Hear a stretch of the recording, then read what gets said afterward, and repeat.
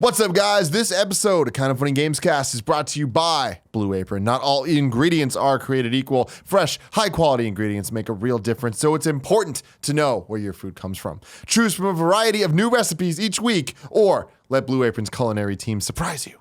A couple upcoming meals include spinach and fresh mozzarella pizza with olives, bell peppers and ricotta salata, and sweet and sour salmon with bok choy, carrot, and ginger fried rice. Does that sound good, Kev?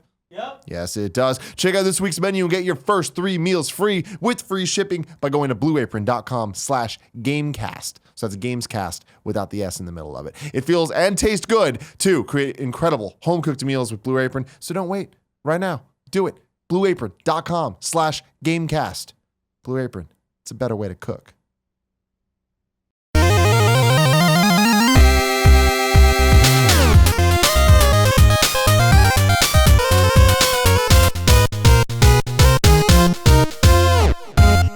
What's up, guys? Welcome to the first ever episode 116 of the Kind of Funny Gamescast. As always, I'm Tim Gettys, joined by one of the coolest dudes in video games, Greg Miller. Hello, I'm wearing a purple shirt. And joining us once again to maintain her title of most often reoccurring Kind of Funny Gamescast guest, Andrea Rene. Hello. Hello, thank you for coming. Thanks for having me back, guys. Yes, I'm so been a glad to while. be here. Yeah, Yeah, it it has been a been, while. yeah. I don't know, what was it last year? Last time we did something together, I think was Kind of Funny Live. Well, yeah, Officially. we've done. Well, she's been around. I mean, Well, yeah, you're always Yeah, around. yeah, but Yeah, in we terms did of some stuff content. in the fall. Yeah. After.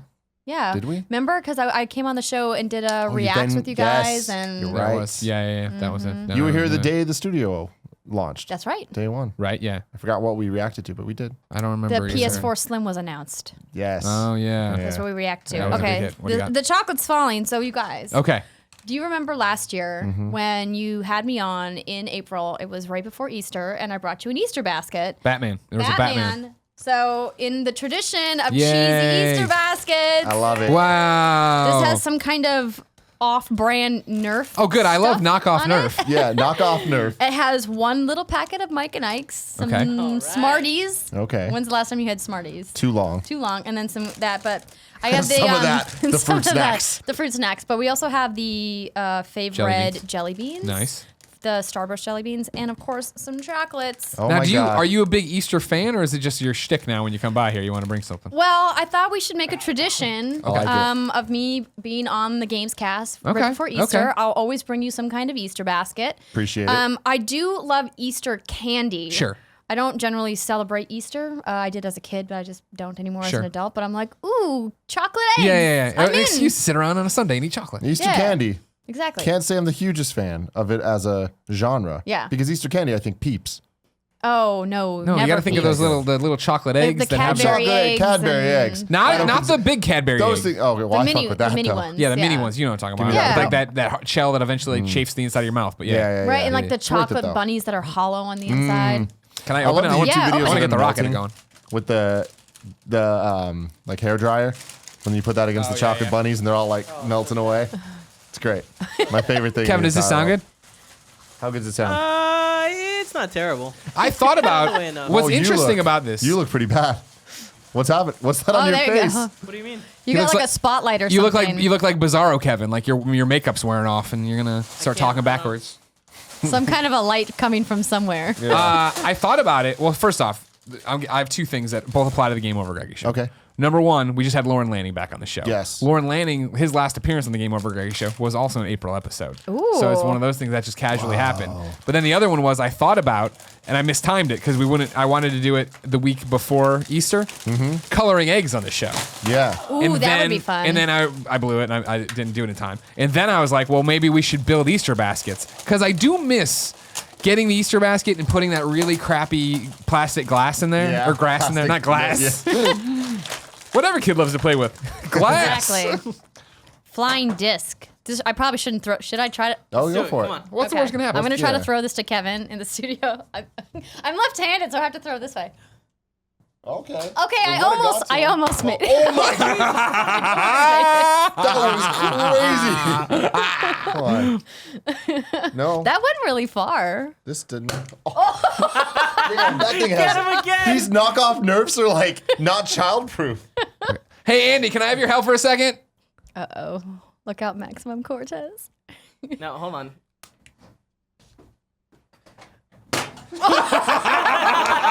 I'm gonna get you, fucker. What the hell? Oh, you have to. I don't know if Man, that this one thing's works. awesome. Tim, you turn the Yeah. top. No, No. Knock just- off Nerf, No? deadly weapon. For the people that are listening Oh, yeah. and This can't, has just and been can't insanity. see what Greg was doing, it doesn't have essentially much- is a foam, almost looks like a barbell. Yeah, Like the middle yeah. of a barbell. Right. And there's a push pump plastic kind of thing. pump on one end and then a blue got it once. spout on the other end. So you. It's like a blow dart gun without having to blow into it. Exactly. And if you get, all right, Kevin, this isn't a one-upmanship thing. All right. Kevin actually has one of those Like shoots giant needles. yeah. Why do you have that, Because Kevin? he's Kevin and he used to practice. Like I'd come over and he'd just like casually be laying on his bed shooting freaking needles at the wall, like a crazy person. All right, I'm gonna eat this chocolate bunny. Okay, I'm gonna eat one of the ladybugs. Yeah. No, actually, I'm going for a bunny. We have sidewalk chalk too, guys. Sidewalk Ooh. chalk. Man. Ooh, it's Ladies and gentlemen. hollow. My favorite. Oh my god. This entire Easter basket is here to hurt people. Sorry, Tim. It's okay. How you doing? It marked me. Sure did. Yeah. All right. All Ladies and right. gentlemen, this is the Kind of Funny Gamescast. When you Every get there, week give me we Sky get Cam together, if you can, all right? talk about video games, all the things we love about them, and sometimes we eat chocolate bunnies. Thank you. Thank you very much. Thank you. You're Yes, thank welcome. you for bringing This is- props. We always enjoy a good prop Ready? here. My Yeah, I'm ready. Are pleasure. you? Sky Cam. So, Ooh. word find game. All right, make it a little harder than Easter being the first word across the top, all right? Oh yeah, they didn't try to hide that. Come at all. on, guys. There's a maze though. I love mazes. I do like mazes. I do like a good maze. Man. All right, it's been a good show. Yeah, great Yeah. show. So thanks for having me. Is that a bruise? You already have a bruise from what he shot at I'm you? already marked. Uh-oh. It shot out way harder than I thought it would. I'm You gonna just shoot- want people to look at your biceps on you're- camera. Hold on, hold That's on. what I want. You can't. Oh yeah, that's yeah, definitely yeah. a mark. Be careful with your Easter baskets it at home, also shot kids. completely straight, which I didn't think it was. That gonna. was intense. That was intense. So let's talk about some video games. Yes, let's. Prey. Yes. Let's talk about Prey. You got to see it. Yes, I got to play. So Bethesda has teamed up once again with I Am 8-Bit. Love those guys, Yes. Mr. Gibson and crew, to do this really cool community fan event with Prey. And they have a couple different cities where they're letting some fans get hands-on time with the game, and then they're playing space movies. So the movie that they played here in San Francisco was Starship Troopers. Classic. Great movie. I think they are doing The Matrix. They did Moon in Austin, and Total Matrix Recall, I was a think, is the other space one. movie. Yeah. I mean, definitely. Aren't we being harvested by alien? Who's harvesting us? Yeah. The machines? Computers? Machines. Yeah, it's. I think sci-fi is really Gotcha, yeah. probably a better. That's I'm there being you go. picky. That's A right. better yeah. classification Prey, than space. Sci-fi, That's yeah. that's my fault for saying that. But Now, real quick, what is your? Have you played any Prey? Have you I have watched not any of our played stuff at on all. it? Okay. I watched you guys play a little Okay. bit at PAX. Yeah. I've seen clips of the Let's Play that you and Nick did. Yeah. I know Nick's real into this. Yeah, well, no, remember, that was the thing. To bring you up to speed, Nick, we sent Nick to the first Prey preview event. He played it for it, came back, showed me the footage. I went from whatever, I don't care about this game, to being like, oh my God, I can't wait to play this game. Played it at PAX with Nick, and so now I'm totally in. I can't wait. yeah, the game looks fantastic. I was at that same event that Nick was at, and after I played it, I was like, I don't need to see anymore. I'm Yeah. buying this game. So it's from Arcane, the guys who made Dishonored. It's Yeah. the same team that made the original Dishonored, because now Arcane has two studios, and so the team that worked on Dishonored 2 is the other team. Sure. And it's a action adventure sci-fi game. It's, I'm hesitant to call it a shooter, even though there are shooting mechanics. It doesn't feel like the main mechanic of the game is shooting. Sure. A lot of people bring up BioShock. Yeah, what I love about it is it gives me that Bioshock feel. I think it gives it a feel and tone for sure. Sure. Mechanics, definitely not. BioShock had a lot of shooting mechanics that were really well done.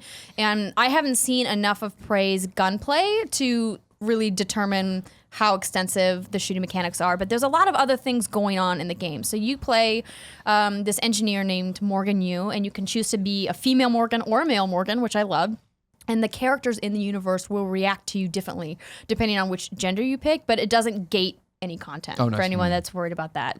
All the stuff will be. I thought you'd only get 75% of the content. Well, I mean, sometimes people will react to you differently depending on how you build your character in some games, and Sure. so you get access to some content that you don't, and you have to go back for another playthrough.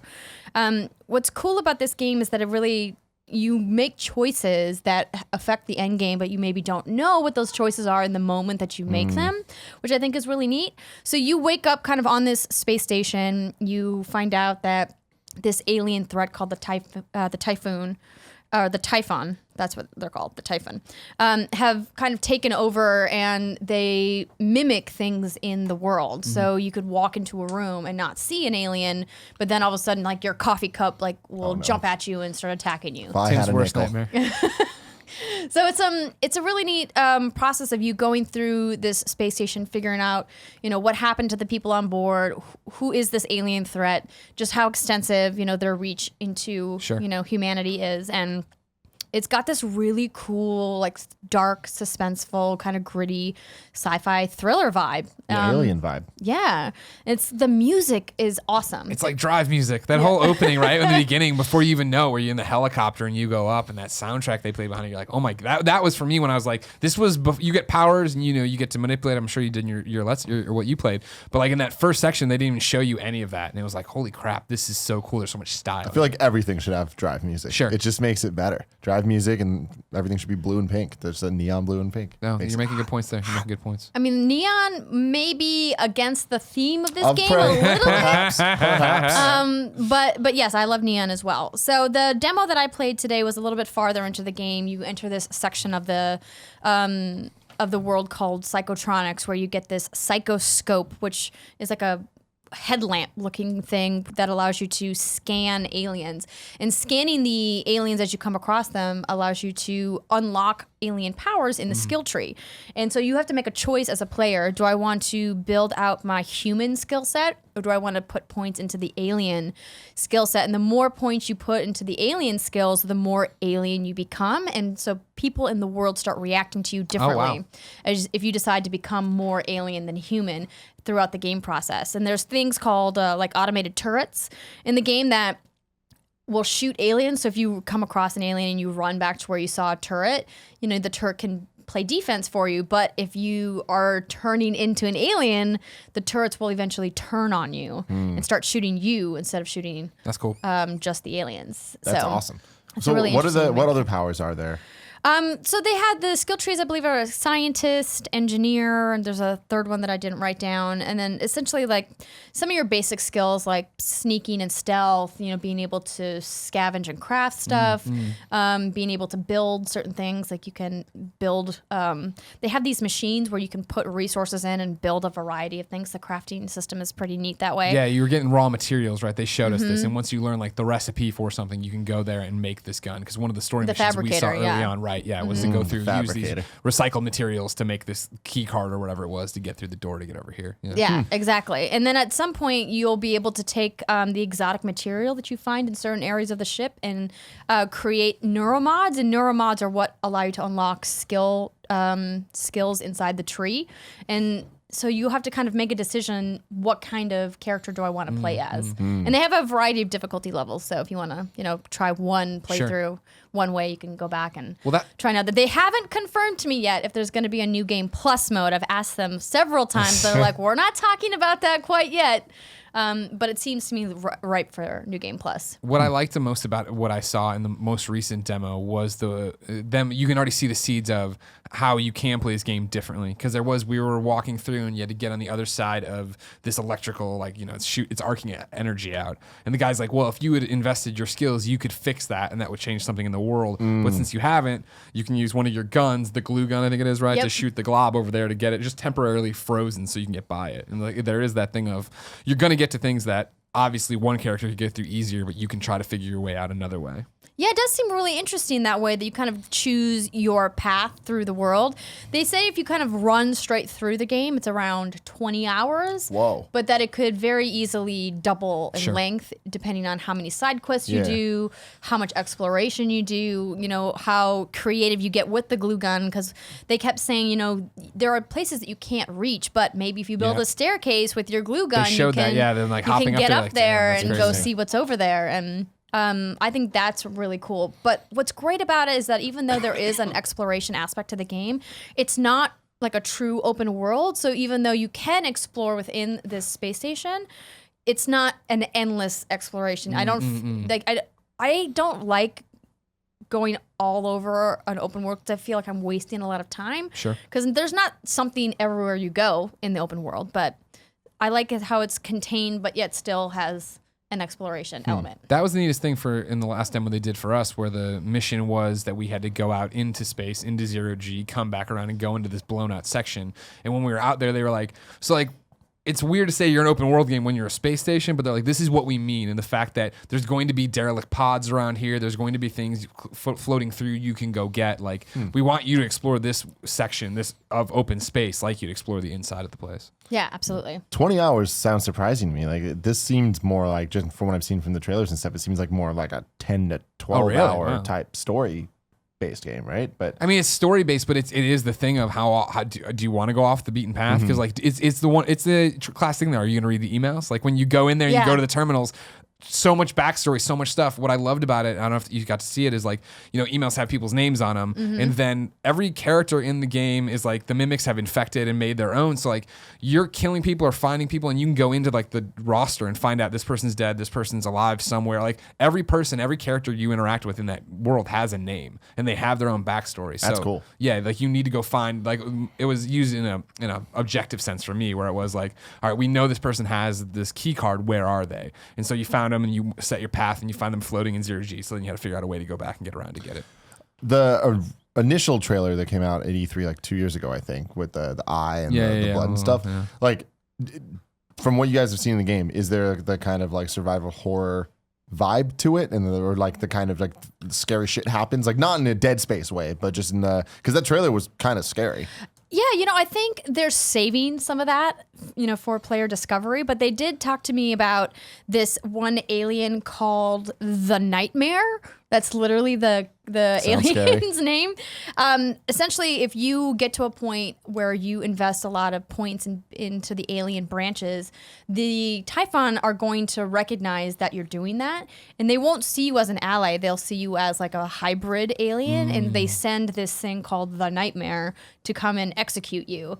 And it's supposed to be like this big, bad, really scary Nemesis monster that's sent down to hunt you and like essentially just like kill you, which I think is super scary. And I wouldn't say it's survival horror, because that implies that there's a lot of like running away and resource management, and I don't really think that Jump there's scares, too much of that in this game, at least from what I've seen so far. But there is a thriller aspect for sure. Thriller is a great way. Yes, the sci-fi thriller, I think, is the best way to look at it. Yeah. Where it's even seeing what Nick played and then playing, the 30 minutes I did or whatever. The vibe I got off it was, it's a sci-fi world, but I am in control of it, right? Like the little mimics don't really scare me. They're an annoyance. They're gonna do this, and then it's like they'll turn down a hallway, and it's like, the phantom that's coming at you that looks like a humanoid blob coming at you. Those are a little bit scarier, but I don't think we've seen really scary ones and yet. then it was these crazy weapons, these little, how are you gonna get through this puzzly area? And then there was like, for me, one of my favorite moments was the player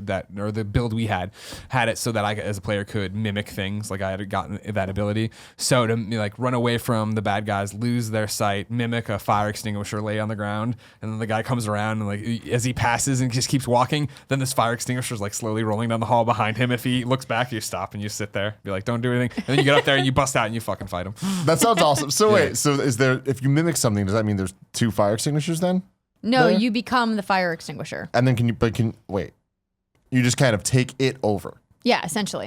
There's a whole bunch of backstory that you get to read, like in some of the terminals, that explain, the scientific process behind mimicking. That's what the space station was studying, was the mimic process.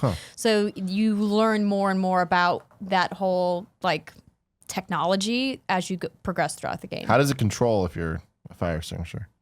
I a don't little know. clunky because you're like it's like left Is and it right, but like in the way it's supposed to be, where it's like this inanimate object like waddling down the hallway. Got it. You don't have like full command of your abilities and powers and things. Yeah, I'm like really into this. yeah. No, you the just game want to looks mimic things. really cool. I mean, and everything I played in the build that I got to play was a PC build, but I played it with a controller instead of keyboard and mouse. And the game looks really great. It was running really smoothly. Didn't see any like glitch problems, and I'm really excited for May 5th. Yeah, it's coming real soon. Really quick. May 5th, so Yeah. that's like 2 weeks away from us recording this. Like, do you I'm never think, gonna get Persona done in time. Yeah. That's my problem. I'm never gonna get Persona That's done why in I time. waited to start. Is this the next big game in that sense, or do you think this will kind of be like Dishonored was, where Yeah, no, it's definitely. I think it's probably even smaller than Dishonored. I might be speaking out of turn there, but it's not like a giant RPG. It's not that kind of a game. I think it's going to be very interesting because I think what it'll apply to is what are you into? Like, what are you interested in, right? Whereas Dishonored, like, it's this, murky, it's dark, it's not medieval, obviously, but it's like whatever, steampunk, or you know what I mean? Like, it's like thrown back as a throwback that way. Whereas this is, I think, easier to wrap your head around of like, hey, I mean, for me, again, I'm like playing it, I'm like, this gives me so many tones of Bioshock, where it's like audio diaries, awesome. Like, I'm invested in the world immediately. I want to know more about the character, and I do want, because you're finding messages like the trailer that you left for yourself. So to go through and be like, oh fuck, what the hell is going on? Like, that's why I'm interested to play it. And I think that's an easier thing to wrap your head around than what Dishonored's ad campaign was. And so for it to come out and be like, hey, there's this sci-fi story that is that what you want? Is that what you're in the mood for? And I think it's coming out at a very interesting time where we have, there's been a bloodbath for the first part of the year here. Now there's a little bit of quiet before we get to E3. Has its own little pocket. A couple weeks ago, we did that topic of all the games coming out before E3, and like Prey is Mario Kart is the week before, but that's, port. But yeah, no, it's going to be interesting. I'm very interested to see how it reviews and how it ends up selling, like what the critical feedback, but also the consumer feedback is on this, because it is kind of like a lesser known franchise, but it is a franchise. I wouldn't even I don't know why they decided to use Prey as a name, because I think it's sci-fi is like the only connective tissue between this Prey and the original Prey. I mean, you don't need to play that game at all. In fact, like, I don't know why you would want to go back and play that game before you play this game.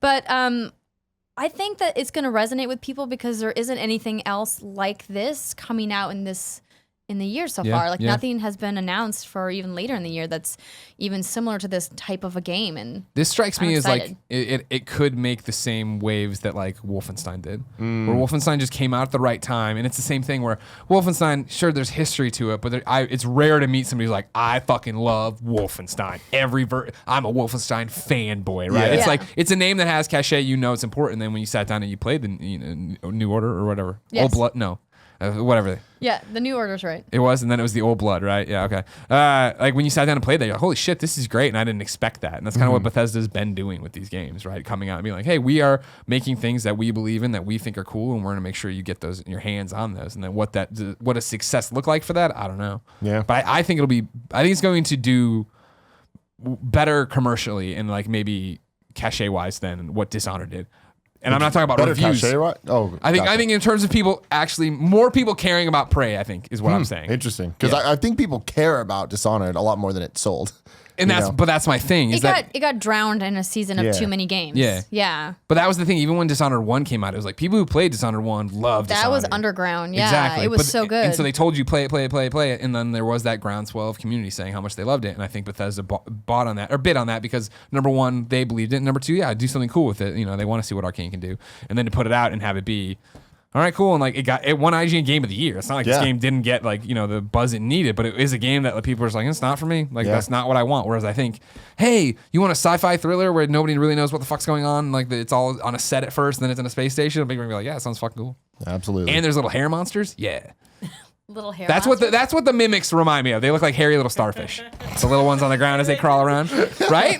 They look kind of cute. Yeah. They're like, I wouldn't mind one of these guys. I don't know if they look cute. The little ones, not the big ones. Yeah. Not the big ones. That's what they say. The little ones. That's what they say. Let us know in the comments what you think about Prey, if you're hyped or not. Hope you enjoy that episode. You can click here to subscribe to Kind of Funny Games. You can click there to subscribe to Kind of Funny. You can click here to support us on Patreon. You can click there for some stuff that I'm not sure, but I'm sure that Kevin's going to put something fun there. Bah! What if you click here?